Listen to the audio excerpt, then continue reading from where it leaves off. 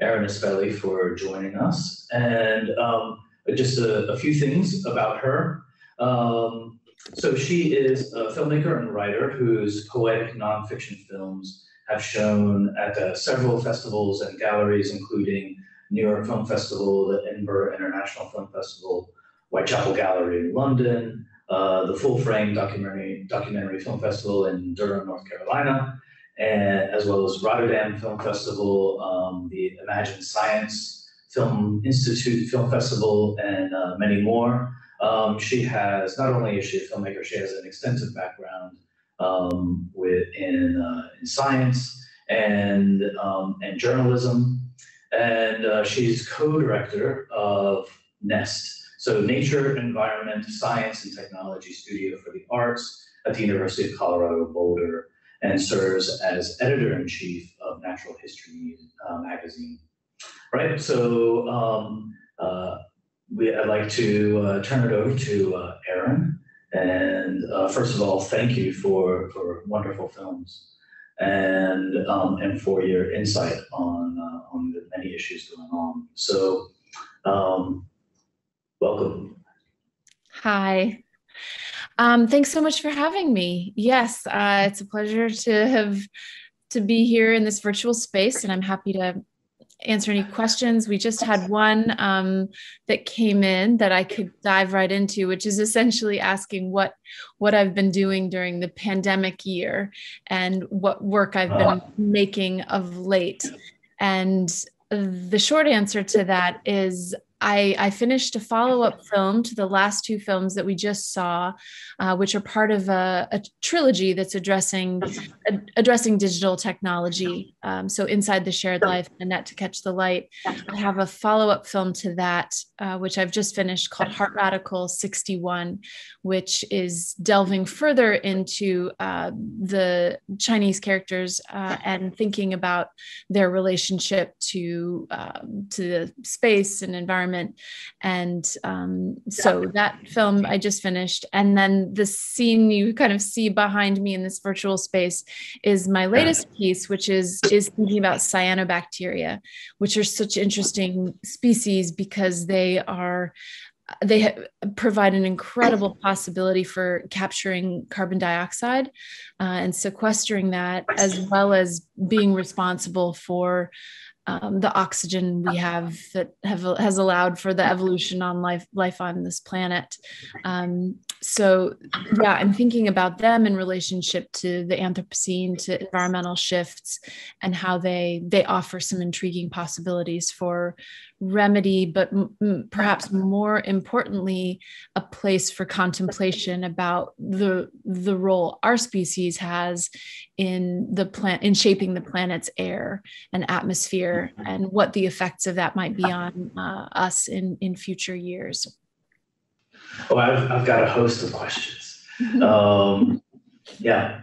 So while people are formulating their own, I'll take it for the first question a little bit more local here at Duke Kunshan University. So I'd like to explore your various pathways as an artist and an environmental activist. So here at DKU, we're steeped in multidisciplinarity, interdisciplinarity, cross-disciplinarity, and frequently look at intersections of interests and expression.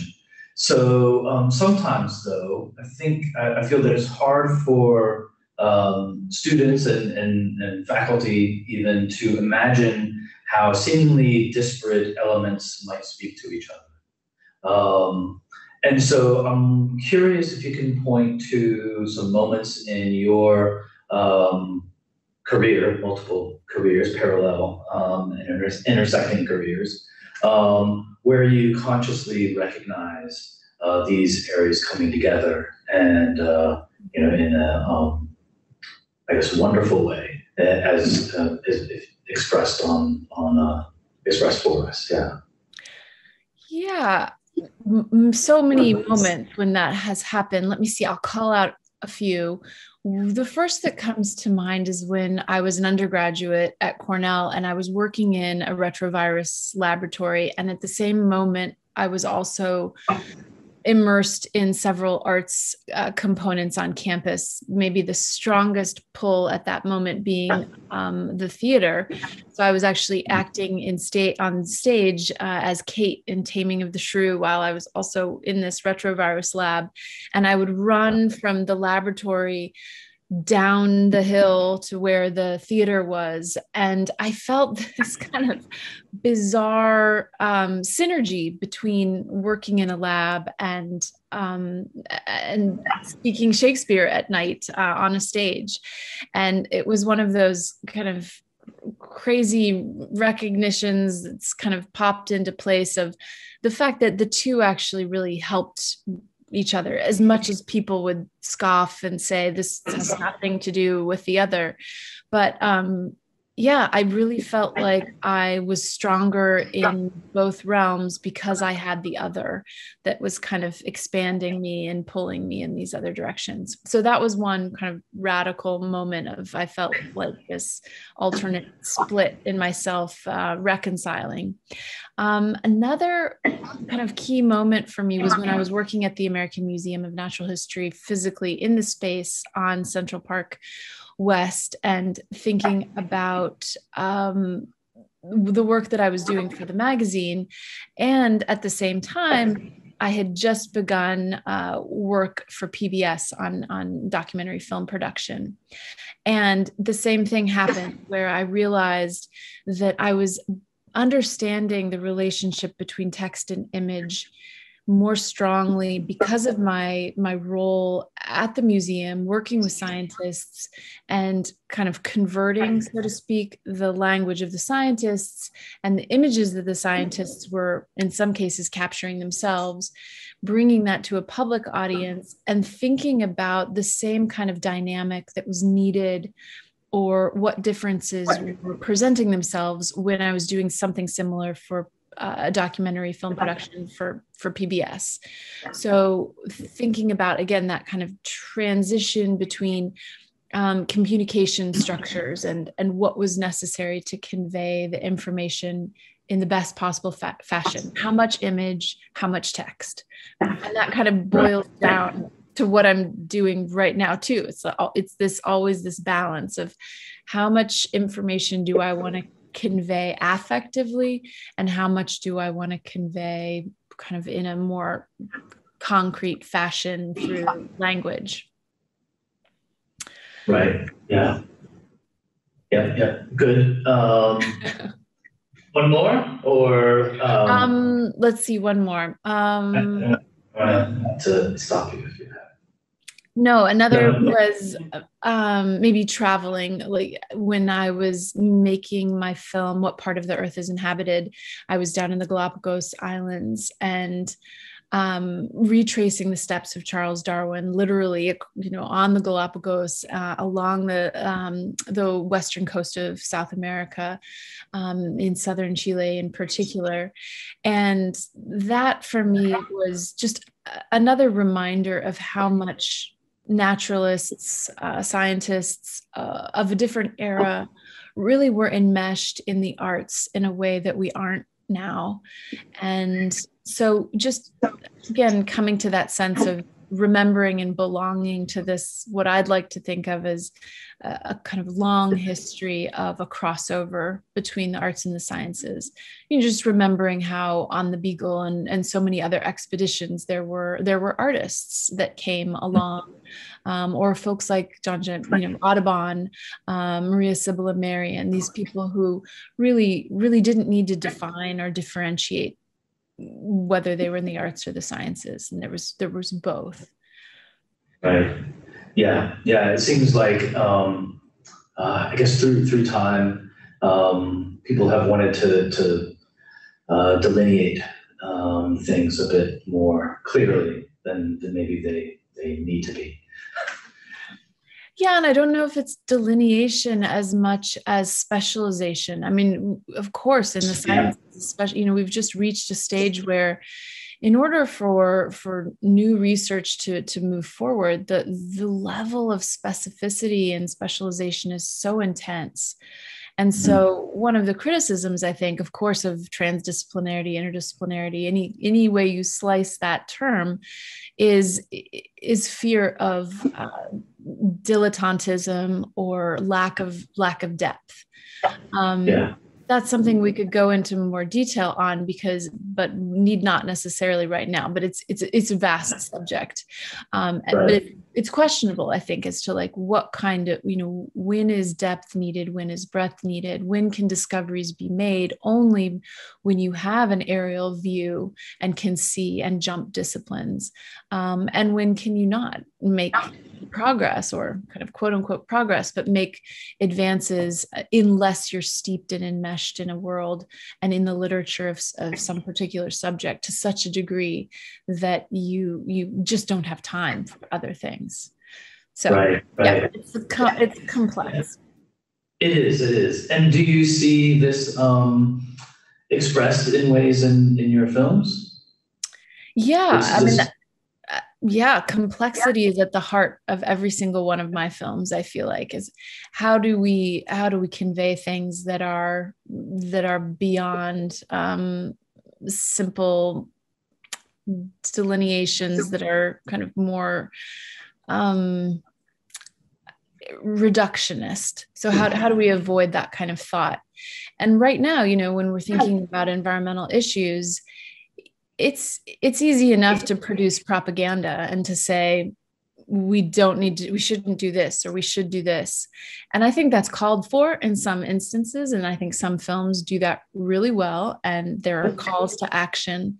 And as you could see from my films, I'm not doing that.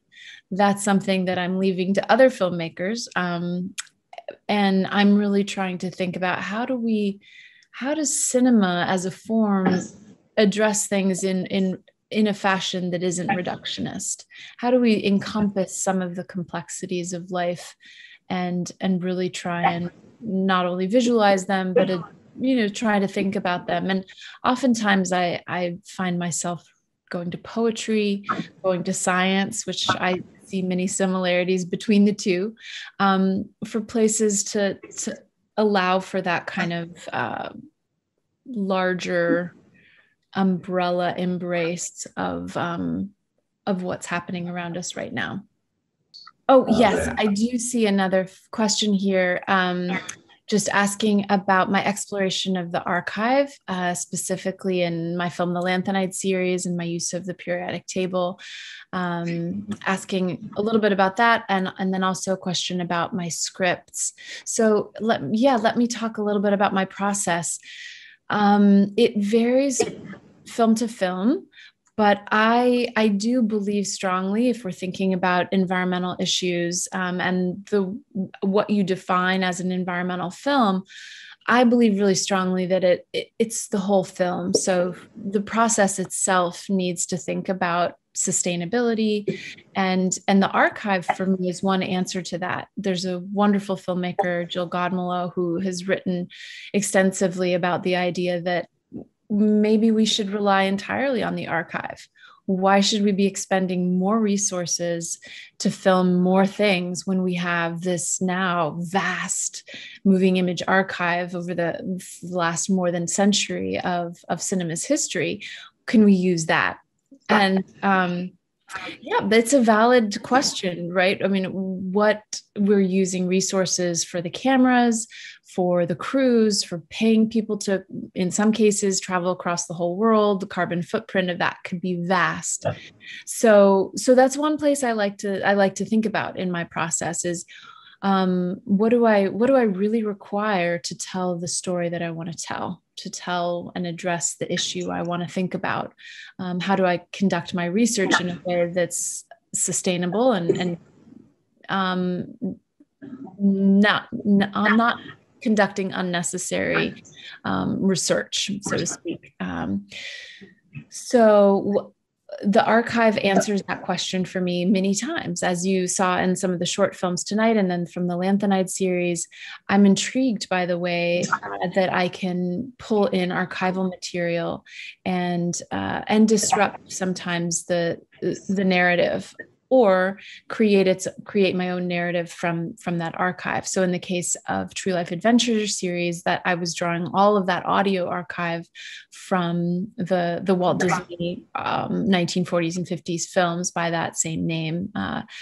And there are 48 films total that I was able to draw that audio from. And through that, able to make, I think, quite a statement on what it means to narrate and direct the natural world through our voice of God narrations that so often accompany wildlife films.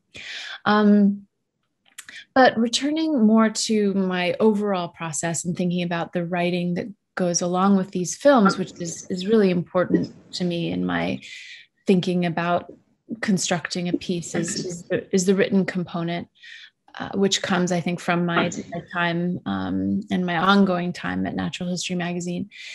I love the research phase. I love digging into science articles. I love reading as much about whatever the subject matter might be that I'm interested in, amassing that research data and poetic material and building things up.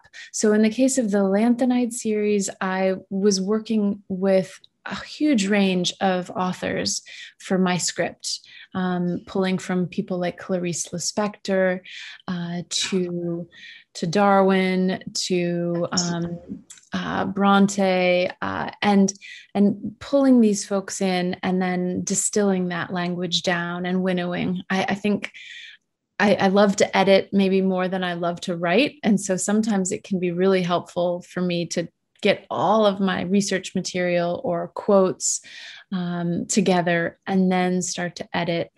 And so in the case of the Lanthanide series, that script was almost, not quite, almost entirely a concatenation of quotes, this kind of giddy buildup of various quotes.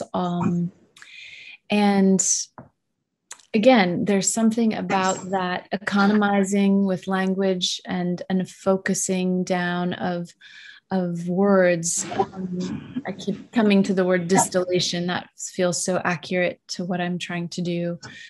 But that's one way that I really like to work and pull things together. In another film of mine, Tenebria Molitor, I was working with the poet Wallace Stevens' work and using that to kind of build and tell my story. So I hope that answers the question a little bit. I'd be happy to answer anything more specific around process. But again, it feels like this kind of giant beginning and then a very careful puzzle fitting together as I carve away at what's there. Thank you, Erin. This is Miguel Rojas. Hi, how are you? I'm following the people on Facebook, and we have two comments that actually, I think they somehow are connected with this.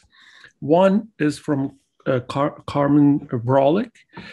She is commenting on your super close-ups, that you work a lot with close-ups, and that usually environmental films are all about landscape, horizon.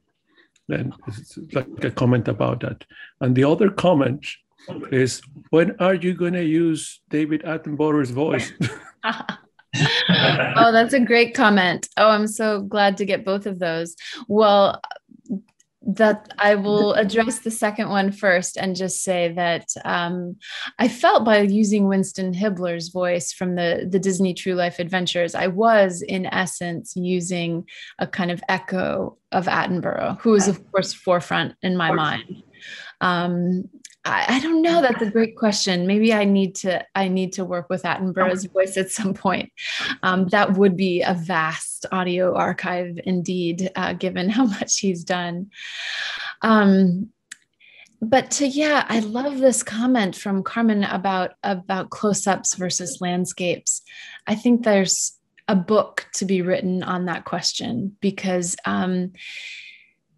I am fascinated, of course, with the way that landscape tells stories about the environment and environmental degradation, and the ways in which we're seeing stories of the Anthropocene play out. I'm particularly reminded of folks who have been using aerial photography of late, or not even that recently, but I'm thinking of someone like Edward Burtynsky, Jennifer Beischwal, with their trilogy of films that was really thinking about kind of large, massive, grand earth shifts, and also the way in which photographer David Meisel, in his Black Maps series, was thinking about just massive changes that's happening in this age of acceleration.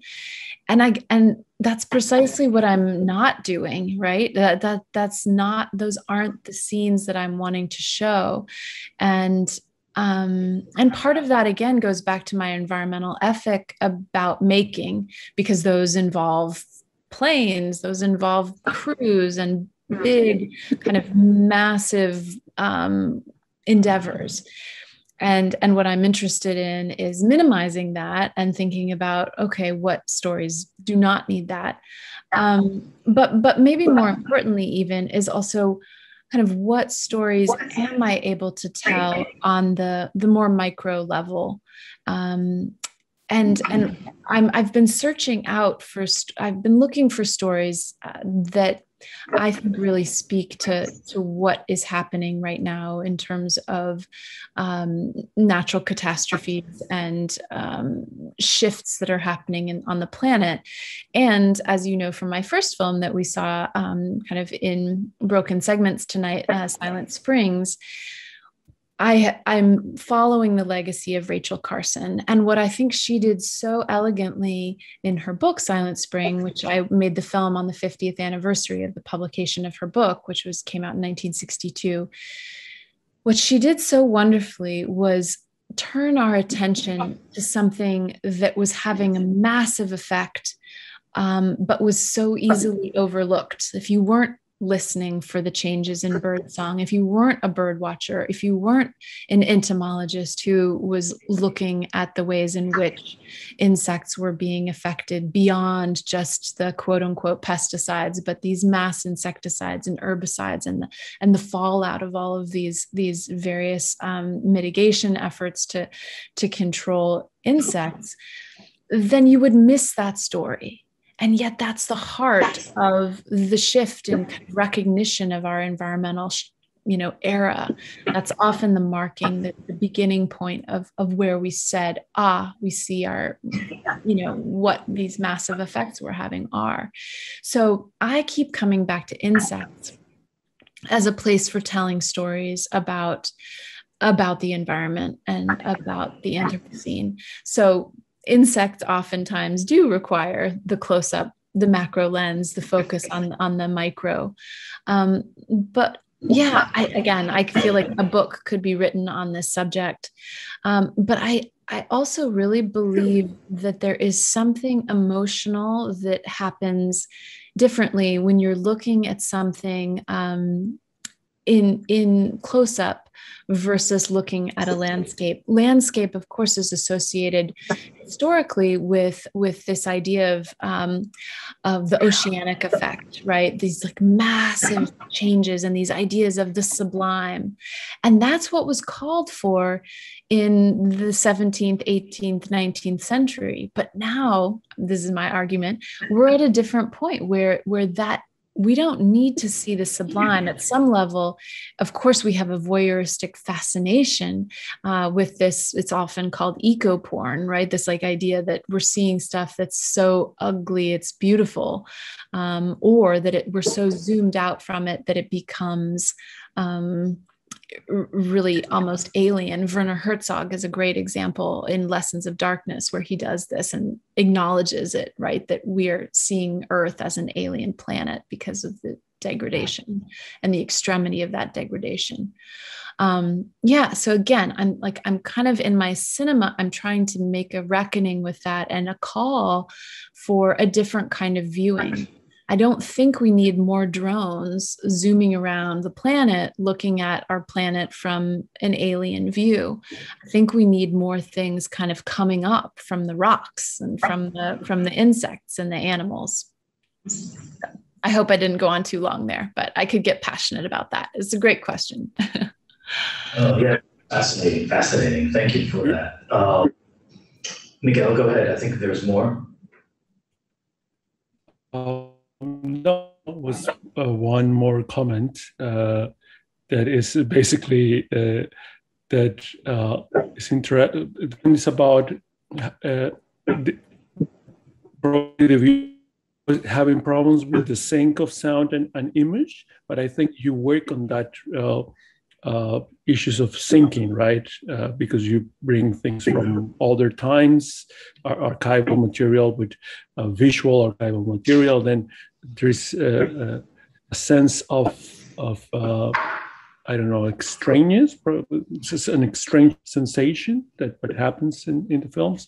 There probably is a comment about that. Are they syncing okay? I think it's an open question. Yeah, I mean, I hope so. I mean, you never know with Zoom platform if there might be some error, and it's so hard to tell. I'm sure some of you are like, is that film frozen or is that part of her film? It's really awkward and hard to tell, which is why I wish we could all be in the same cinema space and watching these together. So I'm not quite sure what your experience was, but I will say that, I love playing with sound and thinking about the ways in which it can affect us differently. So in the Lanthanide series, for instance, I'm working a lot with bat echolocation. That's an underlying component of my sound mix. And thinking about the ways in which natural world sounds can really create a soundscape. That was true in Inside the Shared Life. I was bringing marine sounds into the conversation. And then in A Net to Catch the Light, I'm using spider vibrations and pedipalp vibrations that are infusing the sound. But then on top of that, playing with what it means to, again, deliver information in a human verbal fashion. And this goes back maybe a little bit to Seth's point about the complexity of the films and kind of what I'm trying to say with them.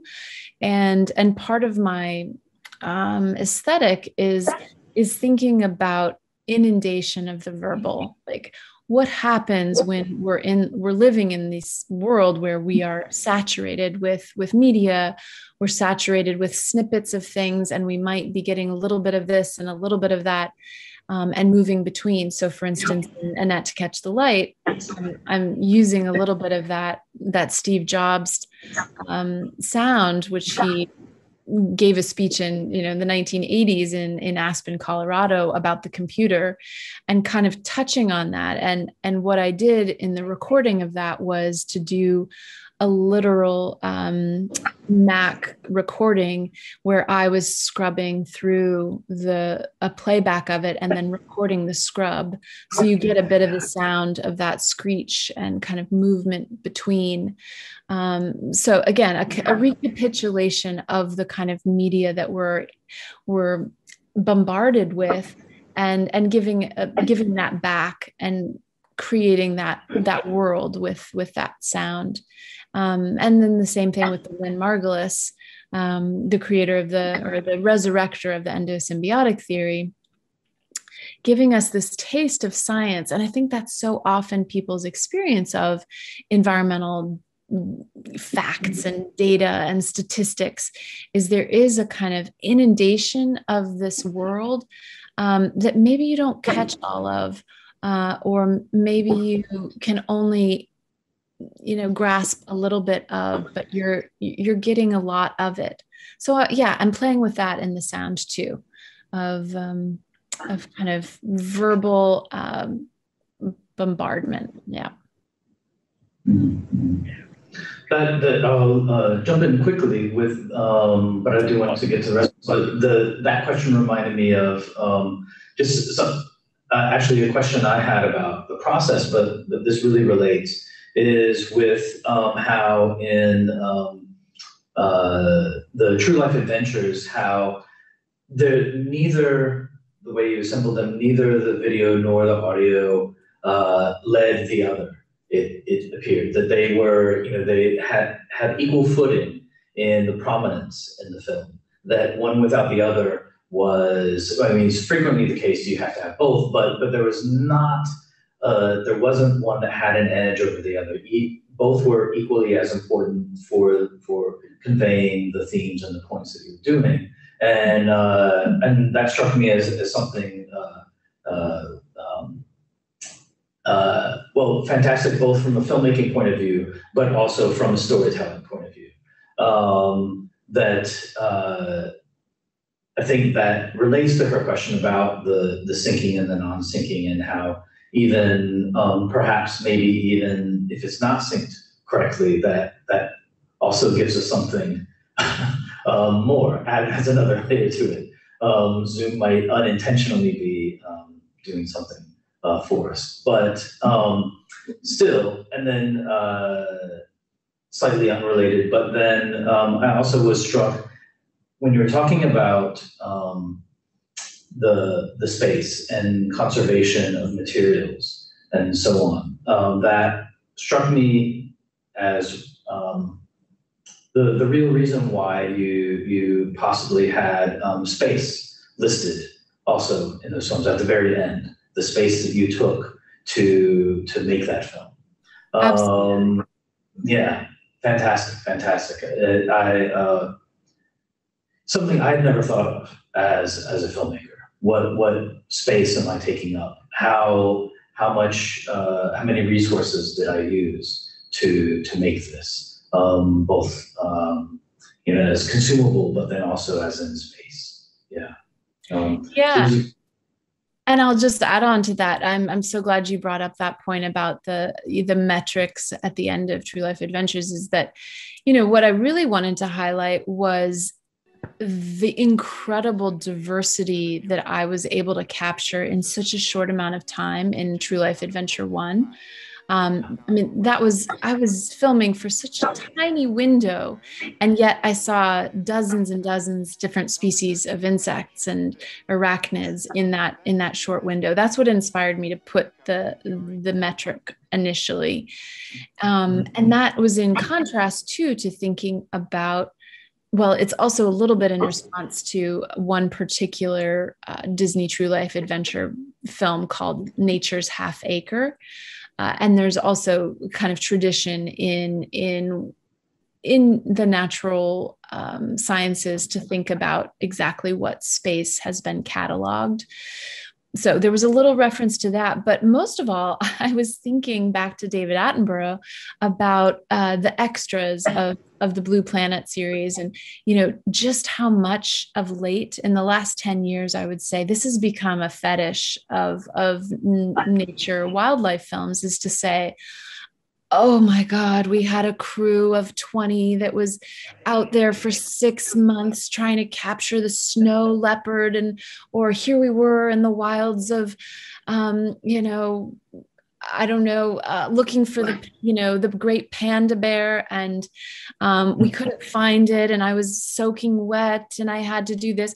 So it's like, the focus has become on the trials and tribulations of the beleaguered film crew who has to go to such great lengths, and this becomes like a point of pride for the filmmakers. But to me, it's a bit egregious in its overstepping of like, well, God, why did you have to, is it worth that?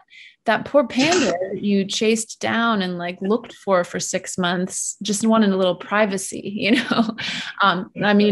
you can think about it in a lot of different ways, but yes, that was my point, is let me contrast yet again, something that I think has gotten to be somewhat obscene. I really like UC Parika's way of thinking about the Anthropocene. He calls it the Anthro-obscene, but like it's just another level of kind of heroic nature of the human to say, oh, I was able to do this, to capture this. And that's just antithetical to what I'm trying to think about in the making of these. So if I can remind my viewers a little bit of like, oh, hey, I was just here in this 3 by 3 foot area, and I saw this incredible array of life that rivals, in my mind, rivals other wildlife films. Well, I was going to ask a follow-up on the process. So when you're there, I guess at what point do you start to kind of assemble things in your mind? Is it, I'm sure partially while you're shooting, but for example, with the spider, the orb spider, you're using several different processes, post processes. And so is that coming in your mind as you're shooting, like, oh, this would be great? Or in the editing room when you're kind of playing around and you've kind of developed these thoughts of commenting? I guess, yeah. Yeah. Well, I like to think about my own filmmaking as being part of an archive too. So for instance, that orb weaver spider that I shot on 16 millimeter black and white Hikon and then hand processed. I knew I wanted to do something with that footage, but I didn't know what at the time. And one of the other things that I really believe strongly in terms of making is that it's something that I enjoy doing. It's not, it's not one of these processes that feels like it's a separate part of my life. It feels integrated into my life. So I just enjoy going out with my camera and looking at the world through that lens or through those various lenses.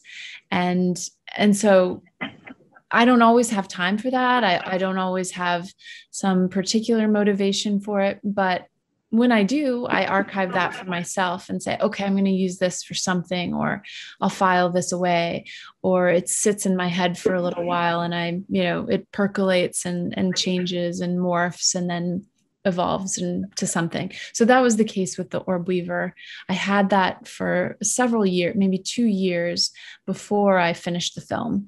And in the first year, I didn't know what that was going to turn into. And then in the last year, it was kind of starting to come together with the Wallace Stevens, with the, that also had some Wallace Stevens. I think I was also referencing Wallace Stevens for the Tenebria Molitor. But there is a Wallace Stevens poem called Tattoo that talks about how you stretch a spider's web essentially in your eyes and in the back of your eye sockets. So those kinds of things were just growing, changing, and thinking, things I was thinking through. Occasionally I will say I do have a set list. I need to go out and I have set shots that I want to capture and go and get something. But yeah, I guess what I want to really emphasize is that to me, it's a life process. It doesn't feel maybe as so often cinema is set up to be kind of like, okay, here's the film. This is the time period of pre-production, production, post-production. That's too tidy in my world. I mean, that's not how it works. I often have 4 or 5 projects going at any given time, and the pre-production might be 5 years. It might be 2 years. It might be 2 months. It's just messier. So there's no kind of perfect answer.